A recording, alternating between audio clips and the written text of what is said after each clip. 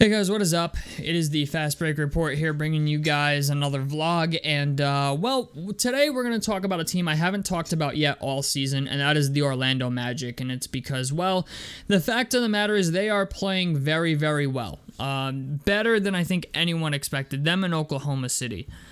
They are currently second in the East with a record of 12-5, and they have the second best defense in the NBA. This is a team that has really strapped down defensively. I will say that. And there's a lot to look at here.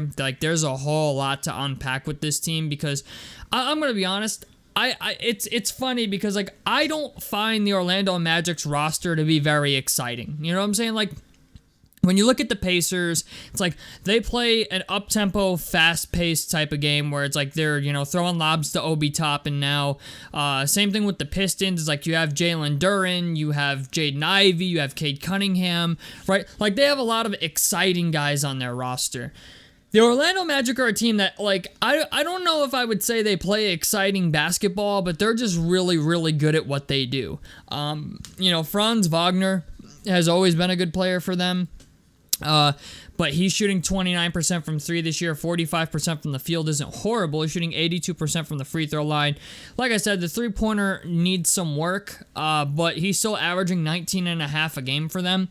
But I've got to be honest, I think the biggest bright spot for this team, and a guy who I don't know if he's going to be in running for not rookie of the year, but most improved player of the year because of just how well Tyrese Maxey is playing, and even Devin Vassell has taken a step forward this year.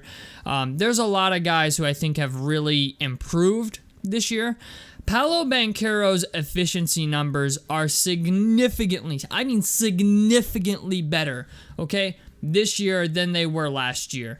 If we look at his stats last season compared to this season, it's a night and day difference. I mean, Paolo Banchero in his rookie year played 72 games, started all 72 games, but he shot 42% from the field and 29% from three.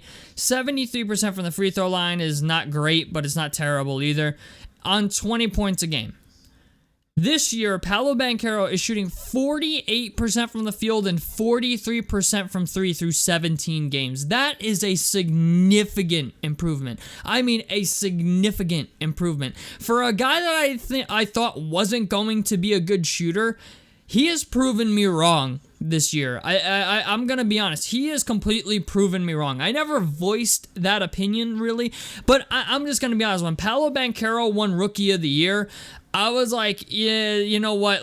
I had a feeling it should have been Scotty Barnes. You can make an argument for Walker Kessler. There was a lot of guys that I was just like, yeah, they're maybe more deserving of the award than Paolo Banchero is. And it was mostly because of his efficiency numbers. His efficiency numbers were trash. I'm going to call them what they are. They were garbage last year. And this year through 17, man, he is shooting 48% from the field, 43% from three, 65% from the free throw line. Sucks. You'd like to see that get better. But across the board, his stats are pretty much the same from last year. His steals have improved a lot. His assists have went up. But all in all, personal fouls have been the same. Granted, there is one about almost the same as far as turnovers go. He's pretty much the same player, just on way better efficiency, and it's showing up in the win-loss column. He's a guy that at 21 years old, if he can continue playing like this, he's going to be a very, very good basketball player. So I got to give credit where credit is due, because Paolo Banchero was a guy that I simply wasn't sold on as far as a bona fide scorer, a bona fide number one option. He was just a guy that I was like, okay, coming out of college, I knew he was going to be good, but I didn't think he would be this good, especially after seeing his numbers during his first year. So Paolo Banchero looks a whole lot better. Franz Wagner, we went over. I will say this. I want to talk about Jonathan Isaac, because Jonathan Isaac's a guy that I've been waiting to see what he can actually become. The problem is he's just injured all the time. And the crazy part about Jonathan Isaac is he's only 26 years old, but it feels like he's been in the NBA forever, doesn't it? It feels like Jonathan Isaac should be in his 30s, and he's not. He's only 26 years old. But he has played 14 games for the Orlando Magic. He's got 14 minutes per game. The shooting numbers aren't good, but the defensive numbers look like he's still Jonathan Isaac. I will say he's averaging about a steal a game and 1.3 blocks a game, on less than one turnover a game, on 6.5 points a game essentially. Jonathan Isaac's a guy that I'm hoping as the season goes on, we can kind of see what he's going to become, because I'm going to be honest, like, there's not a lot of guys on this roster that really, really impress me, which is why I'm so impressed with their win-loss record. Like, Paolo Banchero, we knew he was going to be something. We didn't really know what that was going to be, but, like, we knew he was going to be something, right? Franz Wagner has always been, like, at least a solid player for them, right? Cole Anthony has, like, been kind of had his ups and downs. Like, he was not, I don't think he ever lived up to the hype that he had coming out of the draft, but 15 points a game on, about 3.7 assists is not bad, especially he's shooting 43% from the field, 35% from three. It's not horrible, but it's not great either. 43% from the field, you would expect to be a little bit better. Mo Wagner, I don't know how to say his name. I'm just going to call him Mo Wagner. Or Mo Wagner. I think that's Franz Wagner's brother. I could be wrong about that. Don't quote me.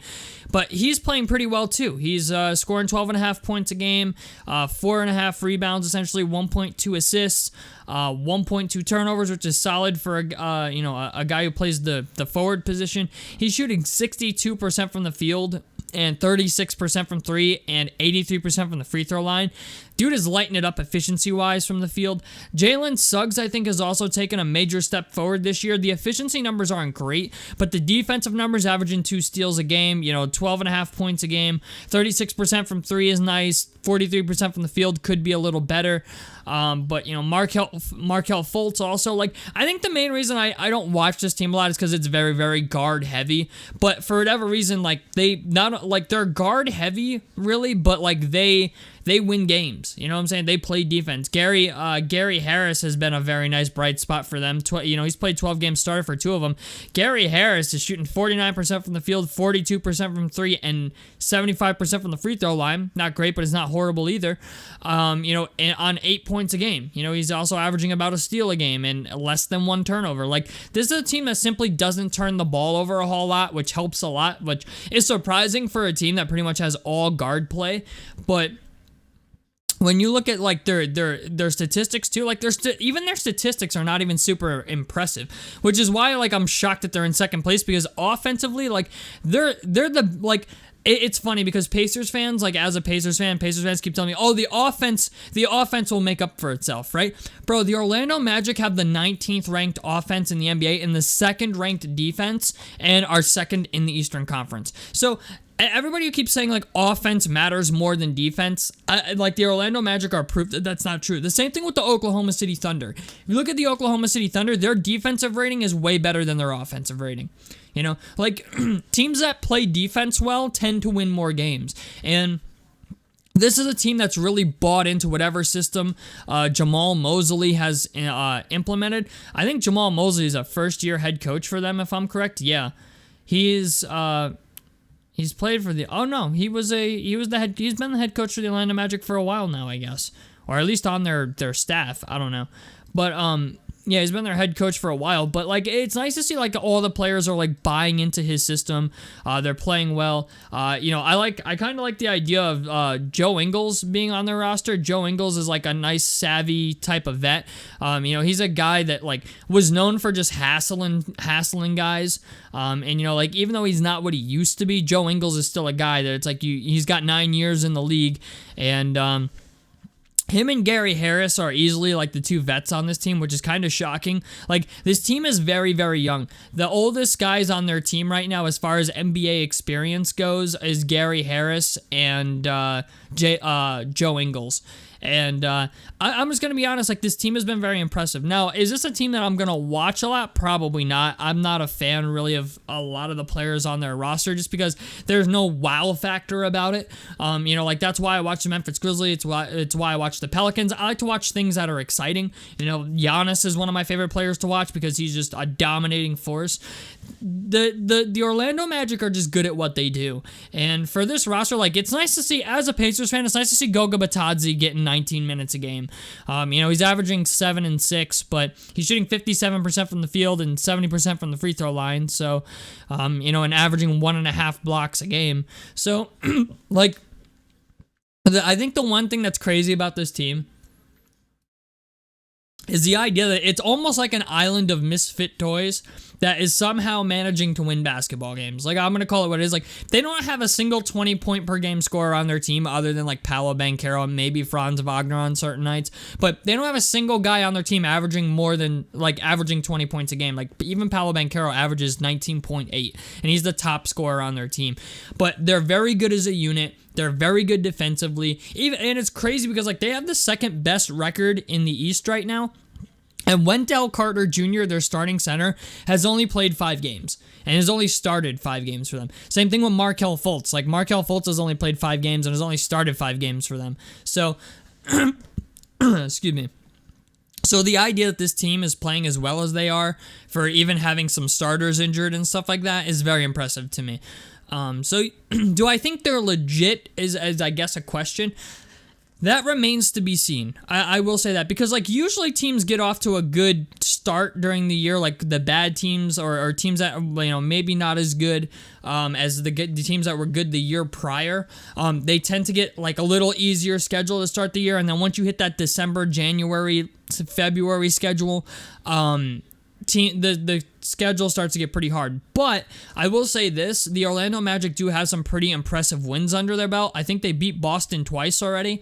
They beat Boston in the in-season tournament the other night. They beat Atlanta. Oh no, they lost to Atlanta, but they split against the Lakers, 1-1, lost 1. They lost to Dallas. They lost to Brooklyn, but they beat Chicago. They beat Chicago twice. They beat Orlando, the Indiana Pacers once, Toronto once. They're actually on a pretty insane win streak, actually. They are on a 7 game win streak. And they're probably going to win against Washington, the 2 games against Washington. Tomorrow they play Washington, and on December 1st they play Washington. So they're probably going to win those games. But as expected, once they get into December, they start playing some teams that are a little better. They play Cleveland December 11th. They play Boston twice on the 17th and the 15th, or the 15th and 17th. They play Miami. They play Milwaukee after that. Then they play Indiana on the 23rd. So yeah, their December schedule is pretty crazy. Like, you're gonna start seeing this team basically get a little bit battle tested once they start getting into December. So I don't want to say this team is, like, legit at the moment, because their December into January schedule is pretty ridiculous, if I do say that. Like, their schedule gets pretty hard from December to January, actually.